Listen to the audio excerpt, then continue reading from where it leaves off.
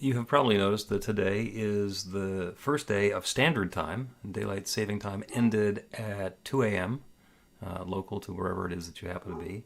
And there's a time change. And the beginning of that is wonderful because we get an extra hour sleep. There's an extra hour before you have to start your Sunday morning activities. And woohoo, who could object to an extra hour? The talk today is called Hello Darkness, because we're going to get that surprise later this afternoon about the time change happening and things being different. And I want to remind you that as we're dealing with the darkness coming on earlier and the lightness starting earlier, that it's all light. Interestingly, when we are thinking about the metaphysical teaching, it's all light. And in fact, in physics, there's only light.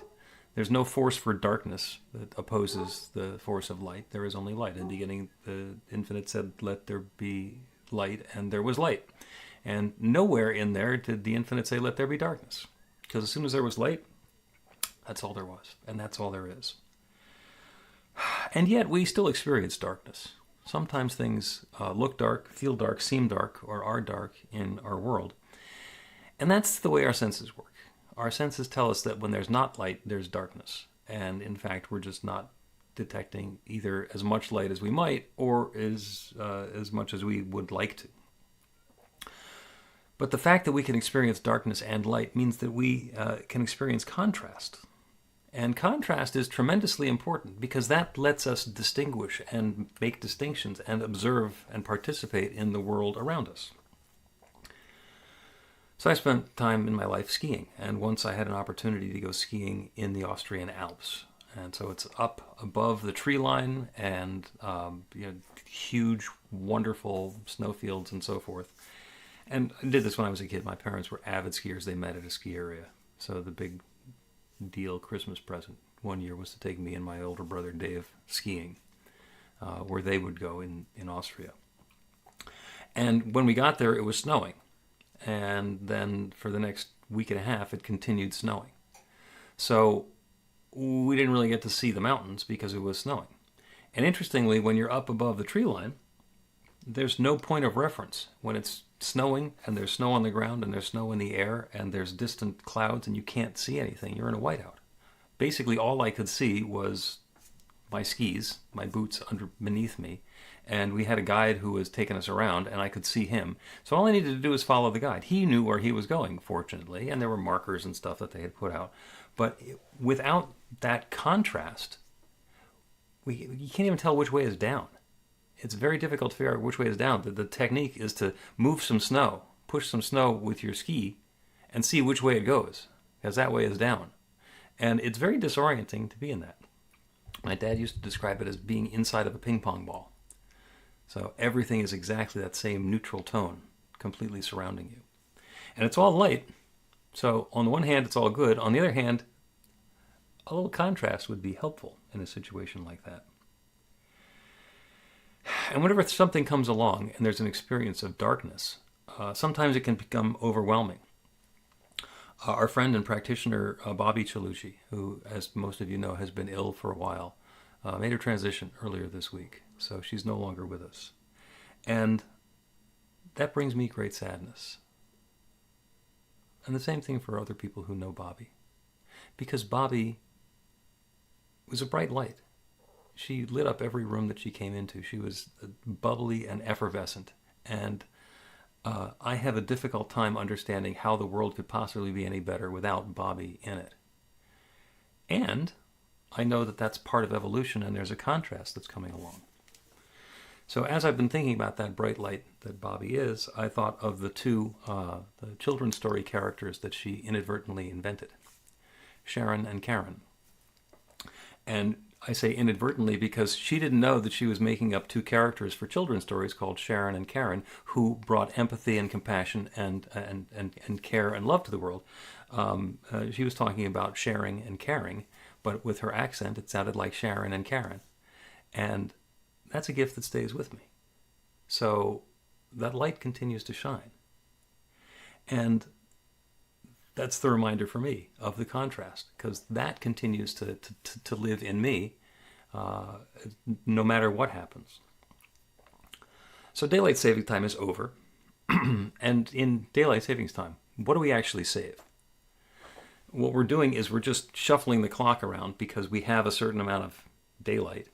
And in the summertime, there's a lot of it. There's like 14 hours. So we want it to be in the evening rather than at 4 o'clock in the morning. So we shift the clock so we can live and experience and enjoy the light a little bit more. But there's not actually any savings because in the wintertime it's going to go down to about 9 hours of sunlight, and that has the effect that it's going to have. The question is, what does that contrast mean for us? What does it mean for me? What do I do with that? There's a French saying, l'heure entre chien et loup, the hour between dog and wolf. And it describes daylight hours as the dog and nighttime hours as the wolf. And that's one way of thinking of that transition as we go from the light into the darkness. There are other descriptions of it. One is the violet hour. Another one, I love this, the gloaming. And that's evocative of what happens when it gets dark.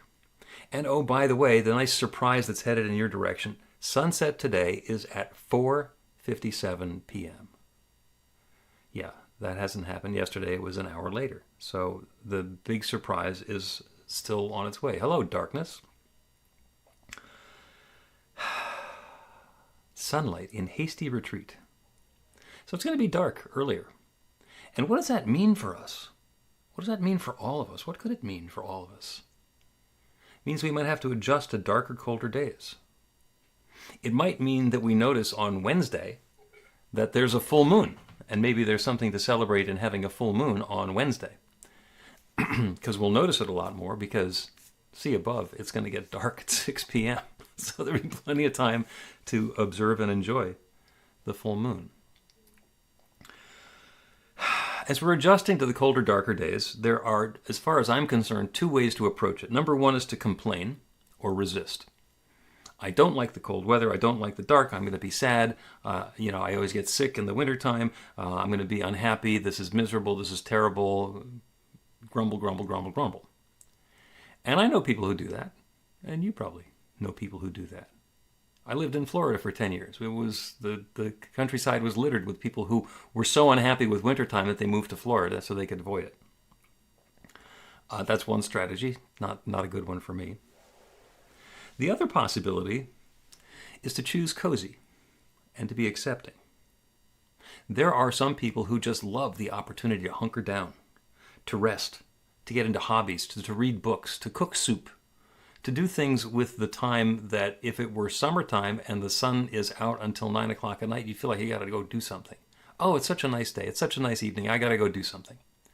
And that goes away. So there's not the requirement that you do that. Even if you have a full active day on the ski slopes, you're still done by 4:30 in the afternoon because it gets dark and cold.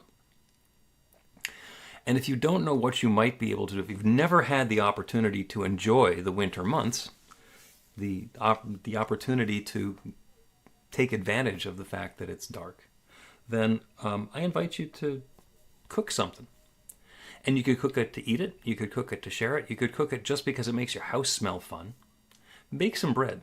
See if it makes you crazy. Get a slow cooker and let something cook for 12 hours and see if the smell of it doesn't make you crazy before dinner time. You could write.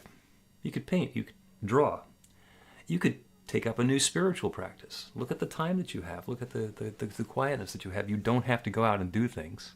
So maybe there's some way that you can take advantage of that. What happens? Hello, darkness. What happens when we welcome the darkness? Is there something new? Is there a new possibility for us?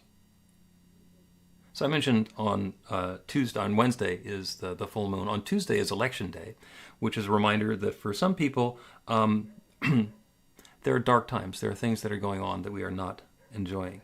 We're in the midst, hopefully maybe the end of a government shutdown.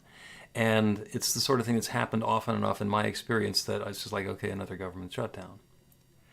However, this time, yesterday being the 1st of November, there are over 40 million Americans who are on food stamps, food assistance, who participate in the SNAP program. And that basically is the gift card that lets them go to the supermarket and buy groceries. And that stopped. So the people who need food the most suddenly don't have this channel, which is buying them groceries and stuff all the time. There's a lot of downstream effects that it has too. Like all the stores they used to go into are not selling that food anymore, and it's going to rearrange and redistribute stuff. So I can sit here and complain about how terrible it is, and I can wring my hands and talk about the darkness, etc., etc., etc. I can once again show you the chart, the hierarchical chart of needs, Maslow's hierarchical chart. Up at the top is self-actualization and esteem. Down at the bottom, physiological needs, which includes food. 12% of our population, of our fellow countrymen, are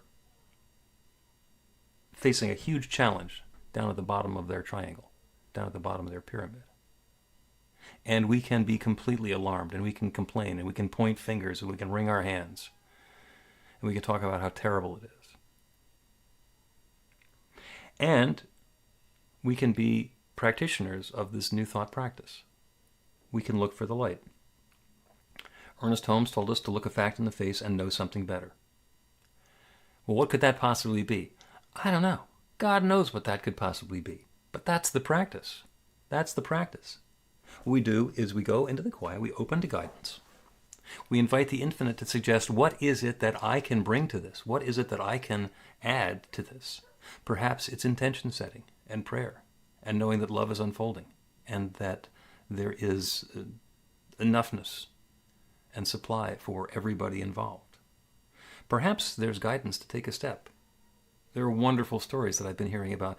A young duo that opened a coffee shop in Seattle earlier this year, and yesterday morning they gave away 100 meals to the first 100 people and asked for a donation. If somebody didn't need a free meal, that they could make a donation. By the end of the day, they had $40,000 that they could take and continue putting in that direction. So the answer is, I don't know. I don't know what your step is. God knows what's next for you. But that's not in exasperation. That's in truth. God knows what is next for you. Are you willing to let go of your need to complain, resist, and focus on the problem and open up to a new possibility? That might be yes, that might be no. That's up to you. That's personal. I'm simply pointing out to you that there are two choices that you can make, and you are free to make either one of them. The ancient Greeks had two ways of looking at time. Chronos is the one that we're most familiar with. That's the one that gives you your bedtime. The meeting that we're supposed to do, our estimated time of arrival. That's the hour that we lost or the hour that we gained when we changed the clocks around. Chronos is clock time, and it is very left-brained and very predictable and dependable and not mysterious at all. Because you can look at the clock and you can say, okay, 24 hours in a day, 60 minutes in an hour, 60 seconds in a minute. There's 1,440 minutes in a day. We can calculate all of that and figure it all out. And you know as well as anybody that not every minute, not every moment, not every hour feels the same. The other term that the Greeks have is kairos, which is the right time. That's the moment of opportunity. That's the sacred window for action. Kairos is our ability to be awake and aware and present for a brand new possibility. So with all this stuff that's going on, with the possibility of diving back into seasonal affective disorder, and there are people who are definitely affected by the lack of light and need to deal with it, and I completely understand that. I'm not dissing those people at all. I'm saying that when the opportunity comes along, instead of just saying, this is all it can possibly be for me, take care of yourself, do what needs to be done, and look for that new possibility. What else could happen here? What could happen to bring more light and more love and more good into this situation? And you can ask your friends, and they might be right. And they might be wrong. And then you get to figure it out. If you're going to take some of the time, while we're in standard time, to do a spiritual practice, perhaps that could be it. Letting go, becoming quiet, letting your kairos experience of time invite you to something that could bring more love and good and joy and prosperity and uplift into your life and into the world. And become even more awake, more aware, and more present. Because one of the things that I know when we say hello darkness is there's an opportunity for light to shine. We've described on many times that if you have the biggest, darkest cavern you can possibly imagine, not a tiny bit of light in that cavern, hundreds and hundreds of feet across, if you bring a candle in there, you can see that candle from everywhere in the cavern. There is no power of darkness that overcomes that light. That's the reminder for us, especially when there's darkness, to say, hello, darkness, this is my chance to shine. And be that bright light of love that you are. Because the world deserves it, and you are a blessing. So it is.